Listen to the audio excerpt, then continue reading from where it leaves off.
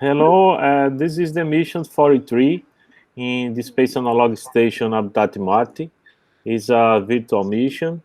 Today is July 1st, 2020, and then we will have a presentation of Ghani Alotabi about the power station, how a power station would be operating in Mars.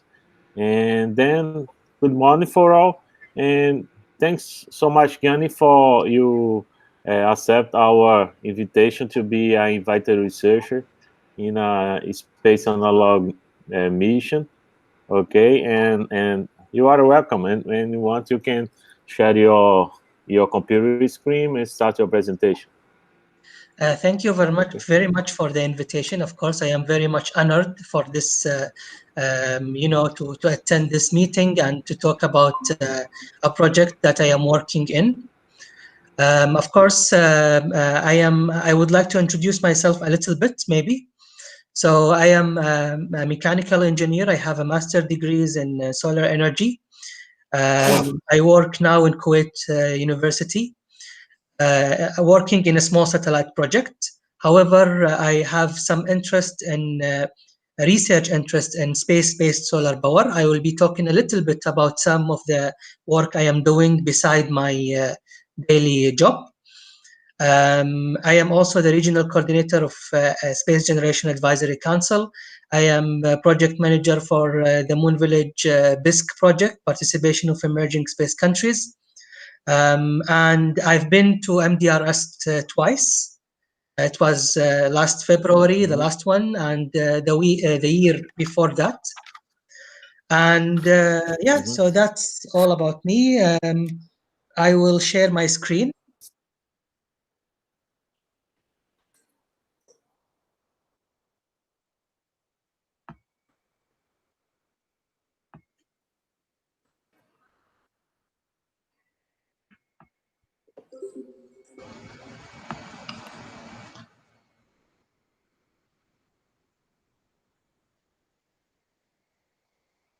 Okay, I think can you see my screen now? Yes. Okay, great. So let me have it in a full screen mode. All right. So as I just mentioned, the topic is going to be about space-based solar power. So I am not going to talk. I am not going to focus on the habitat. However, in the end of the presentation, I will be talking about some of the research ideas that can support the concept I am presenting today using, of course, analog missions. The outline I'm going to discuss. So in the first half of the presentation, I'm going to try to introduce the idea that I am working in and how this idea is going to be linked to space exploration in general and for habitats in Mars in particular, in specific. I would like to talk a little bit about climate change, and then I will discuss the technology of space-based solar power. Of course, there are many concepts, but I'm going to select one of them, which is, to me, is the most promising one. I will present the SBSP as a solution for climate change, and then I will talk about some lessons that we can learn from the terrestrial photovoltaics industry from the historical context. Lesson learned here, I mean something we can have important for space exploration. My proposal is the idea is supposed to be under United Nations Office for Outer Space Affairs. And to me, it's going to be, this entity is the boost for innovation for space exploration. And then I hope by this, I will be able to deliver the concept very well. Then I will be talking about the role of analog missions, support some ideas, some research ideas to support space-based solar power for Mars and space exploration. So the key question of the presentation is as follows. Can our grandest challenges be our motivation for space exploration to the Moon, Mars, and beyond? So can we find a solution for climate change? In another word, a key solution for climate change that will be also a boost for space exploration. So if we are going to solve the climate change problem, people who are working in space exploration will be also stakeholders for this technology or for this solution. I think we all know that currently we are facing a huge problem. Greenhouse gases emissions are accelerating regardless of all the measures taken since 1990, the Kyoto Protocol. It's a huge problem, and we need to have a solution that will radically mitigate climate change. So maybe some of you are aware about this. This is space-based solar power. This is one of the concepts. Of course, there are so many concepts. This concept is called the SBS alpha concept. I will be talking a little bit in the coming slide about this concept in particular and who is behind it. In this slide, I would like to talk about the functionality of this. This is not a science fiction. This is not a new idea. It was there since the 70s. So the huge part right here are mirrors, actually. Mirrors concentrating solar power, this circular shape. This circular shape has two faces. The front faces, the one you see right now, are solar cells. And the other side are converters and antenna that will convert the DC power generated from the solar cell to microwave radiation to be beamed to Earth. And in Earth, there will be a rectina or a receiver. That receiver will convert the power or the microwave into power that can be utilized for the grid. The location of this concept is in geostationary orbit, so it faces one side of Earth, one location all the time in Earth. There are many advantages for this, and there are many disadvantages, of course. I'm going to talk a little bit in the future why this is promising. So this concept can deliver something like 2.1 gigawatt to Earth. Of course, this is a very huge power plant, if you like, or space power satellite. You can see here, there are some trusses and structure. This one from start to bottom is in the scale of 1 kilometer. So it's a huge, multiple launches are required in order to have this system in orbit. It's located in geostationary orbit, and the mirrors can magnify sunlight from 3 to 6 sunlights down to the solar cells. So why SBSP is promising? In the 20th century, there were several important studies. All of them mentions that it's completely complex, it's not feasible, and other alternatives should be investigated further. So there were several projects where they wanted to fund further research about SBSP, but they cut the funding in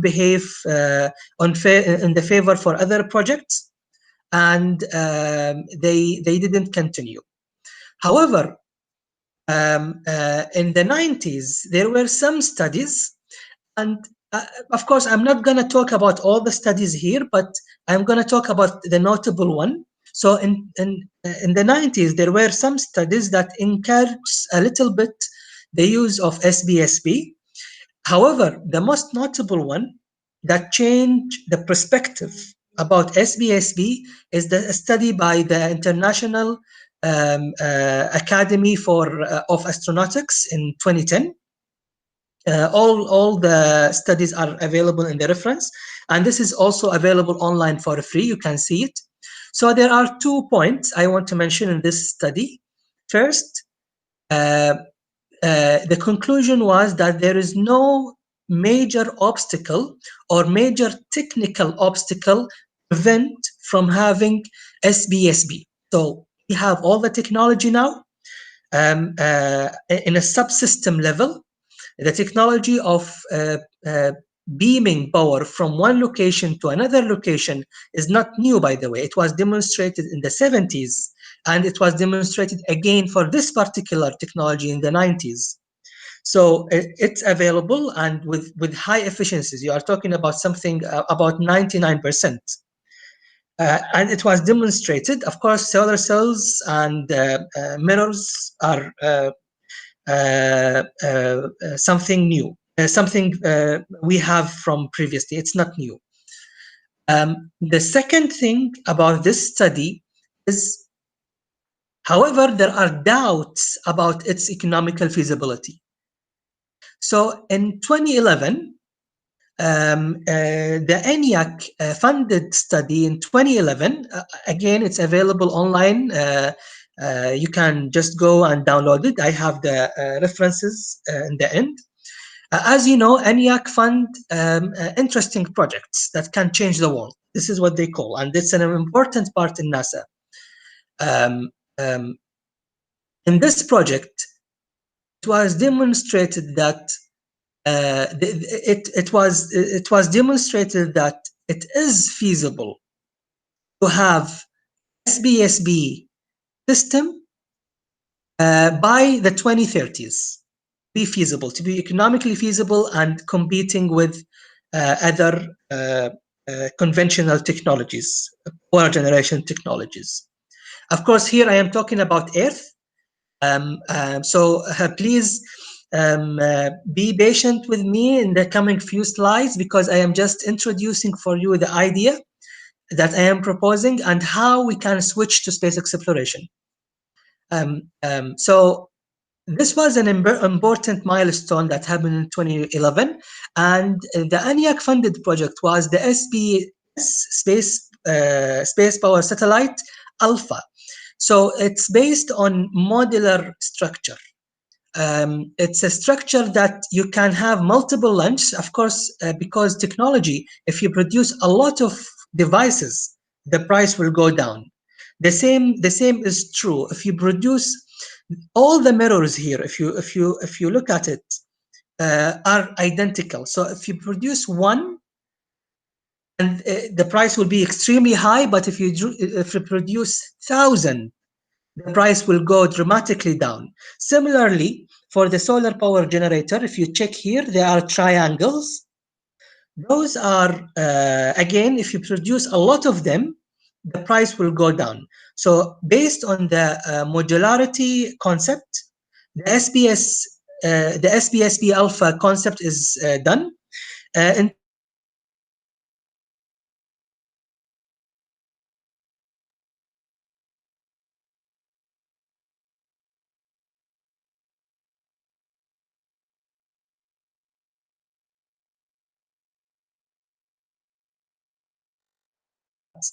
In order for SBS alpha concept to be to compete with conventional PV plant here in Earth, we need to have the launching cost to geostationary orbit to be $14,500 per kilogram.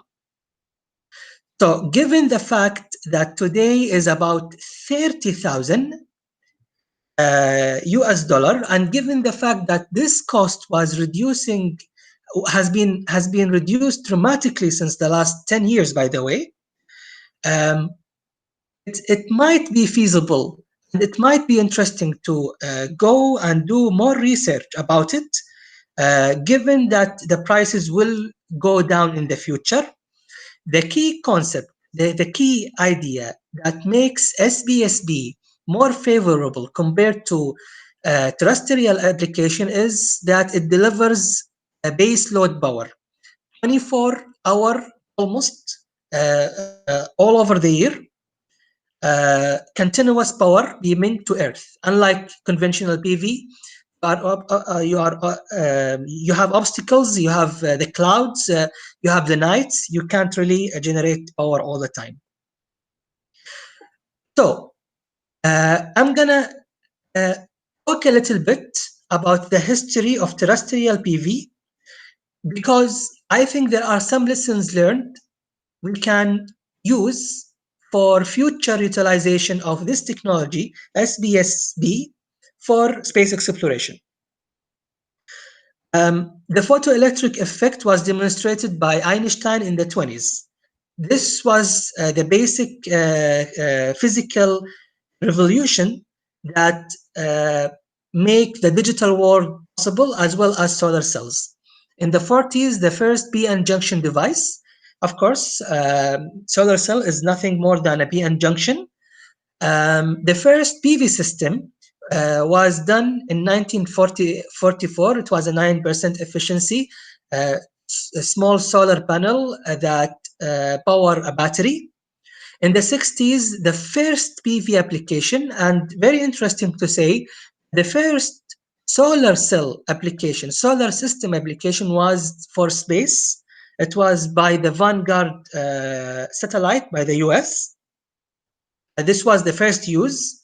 And then, in the 70s and 80s, we find new concepts. We have thin film technologies.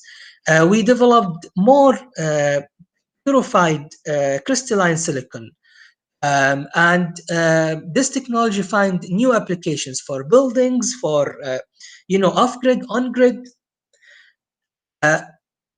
In the 90s, however, in 1990, there was a very important research by Germany, Fraunhofer Institute, called the 1,000 roofs. 1,000 roofs, because later on, when Eastern Germany joined Western Germany, the unification, the number of roofs increased. It became 2,200. They made the first large-scale performance research about PV, and the result of this research was important for the Renewable Energy Act. And here where I want to tell you. I will talk a little bit about this later on, but I think the Renewable Energy Act that was introduced by Germany in 1999 is the key point that I want to conclude from this introduction for space exploration. Why? During this long history, until 1999, the total installed capacity was only 1 gigawatt. The last 20 years, because the introduction of this Renewable Energy Act in Germany and the adaptation of the same system all around the world, we have today more than 500 gigawatt. We actually have 540 gigawatt today, and more gigawatts are coming up for commissioning by the end of the year. So what is the Renewable Energy Act? It's a guarantee that all produced power will be sold. If you are a user and you have solar power, solar system in your home, and you have extra, you can sell it to the grid. If you are an investor and you want to build a power plant, this Renewable Energy Act guarantees for you, you will sell every kilowatt produced, no waste.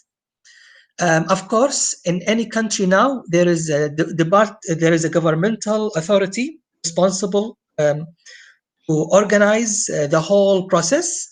It qualifies installers because this is a very delicate technology. You need to have really good standards of installing in order to utilize its power. you need to improve the efficiency, you need to improve the performance ratio. So you need to qualify installers. There are programs for that. This has created a good environment for investors. So if you are an investor and you want to invest on solar PV plant, you just go to this authority and find a qualified installer. And then, of course, there is a competition. You pick the best one and you can invest.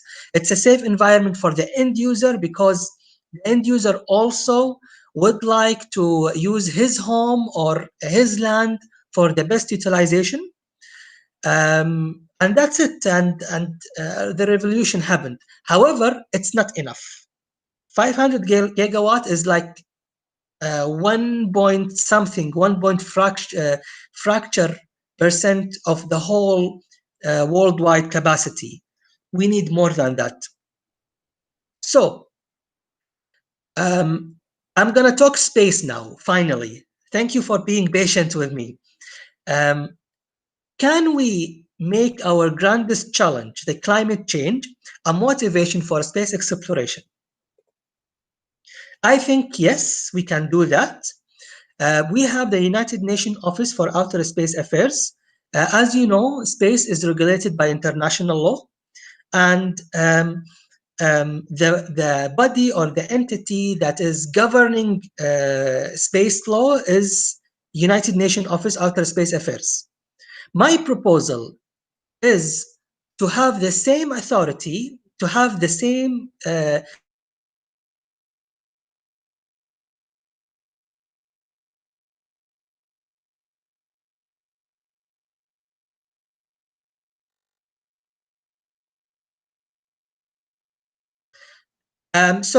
there will be a little bit different work, but the same concept. First, a geostationary orbit is a limited resource, as you know. There are space junk and there are other satellites there. We would like to know how much we can utilize for SBSB to access the GEO. Of course, not every country has the capability to access GEO. It's beyond low Earth orbit, and only countries with those capabilities can put satellites there. However, SBSB in GEO under the United Nations for power production will make the GEO more accessible for everyone. So it can open up an opportunity for just access to GEO. Again, UNOSA will make sure that all power delivered by SBSBs are to be for sale. It will arrange launching opportunities because, as I just mentioned, it's a huge system. So there are many hundreds of launch will be required for this. It will be the entity that will protect the infrastructure in Earth, because there will be a receiver installed in Earth, and it will distribute the power for many countries. The receiver can be located in one country and power can be transmitted to another country. So UNOSA will be responsible all of that. And because of our heritage, our past and terrestrial applications, this might have a good, promising future. So now, the idea here, if we have a space-based solar power, we have SBSPs, we have solar power satellites orbiting Earth, the same technology can be adapted for Mars and also the moons of Mars. So think about it. If you have power ready for you in one location in Mars, then you just need to go and install your habitat or build your habitat, given that you just need to extend a cable and hook your habitat. I think this might be a big motivation. Maybe you can tell us by the end of the presentation your opinions about that. How do you think if power is available for you? So the responsibility of UNOSA can be extended also using the same legal framework that was developed here on Earth to solve climate change problem, can be also utilized for Mars. And you know, and you just need to think about just installing your habitat. And here where the need of analog missions. In the pictures here to the right, those are technology demonstrations for the retina or the receivers in Earth.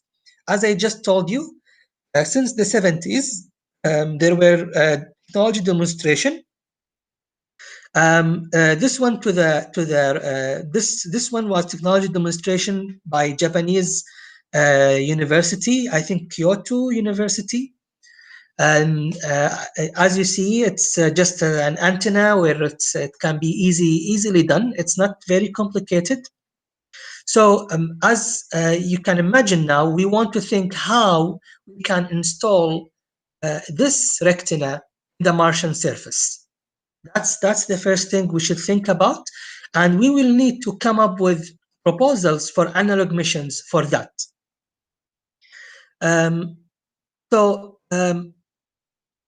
Of course, SBSB is feasible if we are talking about gigawatt scale. The retina is much bigger than the one you see in the picture. It's in the scale of kilometers. Retina means rectifying circuit plus antenna, because it receives electromagnetic radiation and it converts it to power. And there are small parts of it. So for an analog mission, we would like to know more a robot versus a human. I am pretty sure everyone here, you know, this is an important topic always for space exploration. How much human we need to achieve a particular goal with robots. Only human is difficult, only robot is difficult. We always want to blend between them. So installing a retina in Mars also requires a blend between both of them. We would like to see what we need, and analog mission is a great platform for that, to test some ideas. How long it takes to install a small retina with a spacesuit and other measures. So if, as you know, and this is the whole idea of you know, analog missions in the end of the day. How long it takes, how many labors, what are the procedures we can, what are the scenarios, you know, if safety procedures, for example, we would like to investigate all of that. Maybe the installation of a small retina, similar to the one you see in the pictures here, is going to be an interesting project. And of course, then at the end of the day, we want to test this retina for commissioning. So procedures and standards out of those are going to be very valuable. As you also can imagine, connecting power to habitat is important. We would like to understand more about cable extension mechanisms. What is the best scenario? Should you bring your cable with you, if we can imagine that, or UNOSA should provide it? How we are going to extend this cable? Is there going to be an automated way, or it's going to be by astronauts in the Martian surface? We would like to test which scenario is better, and you know, how long this takes. How we are going to fix the cable. As you know, Mars has huge and bad storms, and we need to find a method so the power cable is fixed very well.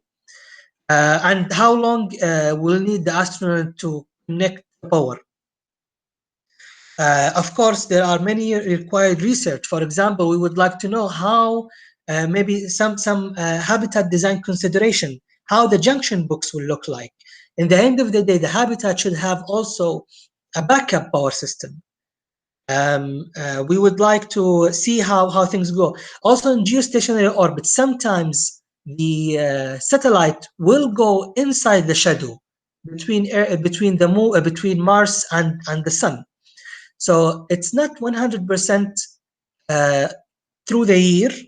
There are some shading periods. So we would like to have solar cells or solar system installed next to the retina, and in addition to the backup system in the habitat. What's the distance from the retina? So we have to identify the location and to identify the pattern, the geological pattern around the habitat.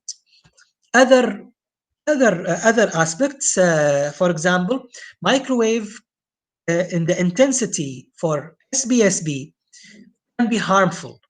So we need to think about shielding systems. And of course, we would like to test those shielding systems in an analog mission. Radio interference depends on the frequency of the microwave. We don't want to have it interfered with radio communication in the hub and with Earth. So we have to consider all these. So I hope it was not a very long presentation and not a boring presentation. I needed to talk a little bit about some background before I go and talk about Mars. So I think that SBSB can be a key solution to mitigate climate change. In the same time, we can find stakeholders from the space exploration community to support the project, because the same project can be applied whether technically or legally for Mars. Of course, that's why it's important to mature SBSB for climate change. UNOSA can play an important role, as I just mentioned. It's the main structure that will organize everything and create a more healthy environment for investors, for end users, and for startups all around the world.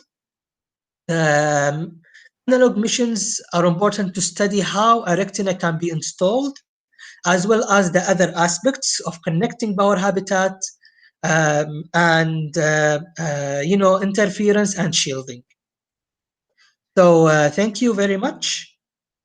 And I will be very happy to hear if you have any question. Okay, thanks, Ghani. I believe that we had Sunday, and then Tijazwi was asking about the connection between the space habitats, because in the mission we are considering that we have different facilities in the Mars space, okay? And then how would be the connection between each facility? And then we supposedly will be using cables. And then Tijazwi was asking about it, okay? No, Tijazwi, I believe the Ghani is also complementing your questions from Sunday, no? Thank you. Oh, thank you for that. Mm-hmm. Yeah, please I go think ahead. it was a great presentation, by the way. Yeah, I have few questions. Like, what is the transmission frequency range of this SBSP? Can you repeat, please, because I didn't hear you very well. Sorry for that. Transmission frequency range, I'm asking about. Transmission frequency range. The microwave radiation, you are talking about 2 gigahertz to about 5 gigahertz.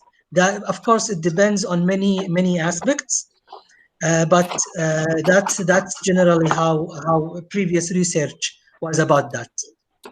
And let me also answer the question of cable connection. And you know, if you check so many innovations in the history, you will find that standardization is a key solution for many problems. That's the idea of analog missions. It's important to find out standards so that everyone will follow once we have you know, habitats in Mars or in the moon or elsewhere. So in order to identify the best standards, we will need to test it in Earth and then generalize it. So there is nothing in particular, but that's why analog missions are important. Okay. Yeah. More questions from Varsha and Sajad. Sajad is also studying some topics that we are presenting today. Hello, Ghani. Hello, Hello, everybody. Sajjad. Yeah, as Ghani may know, I have some kind of researchers on application of SPSS on some similar missions in interplanetary explorations. Yeah, the thing that others are mentioning here is about receiving energy from the solar power satellites. So it was the thing that we was wondering about too. And I guess that the main thing that may probably justify the solar power satellites in orbit financially and based on economy should be some habitats in other orbits, which may use the power of such systems in orbit. Thank you, Anim, for your great presentation. And I hope that we can use the energy you produce in our habitat. Thank you, Sajjad, for your input. Of course, SPSBs can also be used in other places, like orbiting satellites as well. So yes, that's right. And the same concept can be used also for the lunar surface.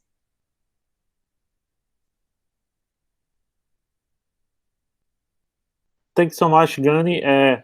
If possible, we will be start the presentation of Sajad. What do you think, Sajad?